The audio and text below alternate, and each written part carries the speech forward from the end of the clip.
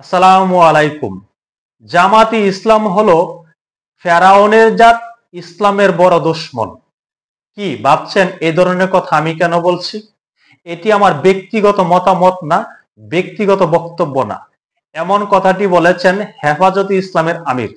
চলুন তার মুখ থেকে শুনে নেই তিনি কি বলছেন। আওয়ামী লীগ উত্তর আওয়ামী লীগের দুর্ন মাদ্রাসার দুশ্মন জমাইতে দিয়েছে মাদ্রাসার দুশ্মন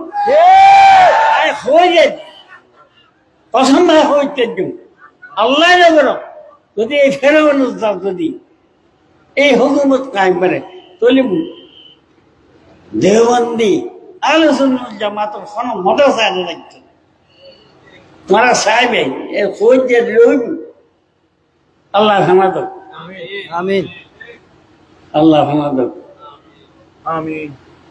এই আর বাইরে জনাই মহদুদ্দির রোজগার মধ্যে 1 নম্বর আছে এই জলসাইয়ের মধ্যে ইটাই বায়ান দিল আর কোথায় শেষ করে আল্লাহ। এখন তো বুঝতে পারলেন কেন আমি শুরুতে এভাবে কথাটি বলেছি। এমন মন্তব্য করেছেন হেফাজতে ইসলামের আমির। তিনি বলছেন জামাত হলো ফেরাউনের জাত, ইসলামের বড় শত্রু। জামাতি ইসলাম নিয়ে এই ধরনের মন্তব্য নতুন না।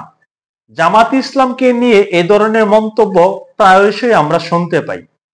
আমাদের বাংলাদেশের ইসলামিক চিন্তাবিদ যারা আছেন, বড় বড় আলেম উলামা যারা আছেন, অন্তত 10 জনকে পাওয়া যাবে তারা এই ধরনের মন্তব্য করেছেন জামাতি ইসলামকে নিয়ে। নিশ্চয়ই আপনাদের মনে আছে চরমুনাই পীর সাহেব কি বলেছেন। চরমুনাই পীর সাহেব এই জামাতি ইসলামকে বলেছিল এরা ইসলামের দুশমন, এরা হলো মুনাফেক। এবং জামাতি ইসলাম যাদের সাথে রাজনৈতিক জোট করে ক্ষমতায় গিয়েছিল সেই দলের প্রধান অর্থাৎ বিএনপির চেয়ারপারসন বেগম খালেদা জিয়াও কিন্তু এই দলকে নিয়ে এই ধরনের মন্তব্য করেছিলেন। এই ধরনের কথা জামাতি ইসলামকে নিয়ে প্রায়শই শোনা যায়। অনেকেই বলে থাকেন জামাতি ইসলাম মওদুদিবাদী ইসলাম প্রচার করে, যা আমাদের ইসলাম ধর্মের সাথে সাংঘর্ষিক।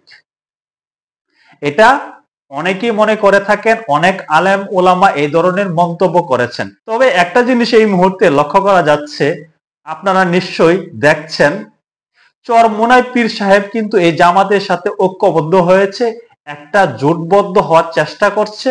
সকল ইসলামিক দল একসাথে হয়ে ইসলামিক মতাদর্শের ভোট এক বাক্সে ভরার চেষ্টা করছে। তারাও এই মুহূর্তে রাজনৈতিক জোট করতে যাচ্ছে। যে চরমুনাই পীর সাহেব জামাতি ইসলামকে মনে করে ওরা মুনাফেক, সেই মুনাফেক রাজনৈতিক দলের সাথে তারা এই মুহূর্তে জোট করতে যাচ্ছে।